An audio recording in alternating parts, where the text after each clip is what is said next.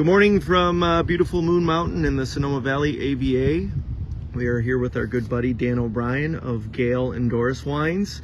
A shout out back to Minnesota in the Midwest in the upcoming feature of the Doris red wine from Sonoma Valley. Dan, tell us, who the hell are you? What are you about? Oh man, we don't want to get into too much detail.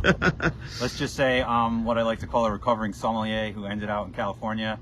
And now I'm here making wines in Sonoma Valley, which I consider to be a often overlooked region in California based on the popularity of some surrounding regions. And I think if there's any core philosophy I have around my wines is that I want to showcase and highlight the quality and diversity of a region that in its heyday was the founding growing region of California and has since become a little bit more inundated with I would say our entities. So for sure.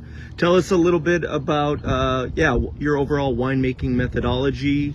Our high-low intervention. What do you like about the winemaking process? Oh well, I mean, very low intervention, but at the same time careful. So we try to do as little as possible to the actual wine while it's being processed and while it's being fermented and while it's aging. Meaning we don't like to move it too often, but we do keep an eye on it as far as what's happening in the barrel. So we make sure that what we're putting into bottle is sound and pure. Yeah. One of the main things that's important to me is to also let the varietals shine through. California is very much known for ripe wines that kind of smother the beautiful varietal character I think that comes out of wine.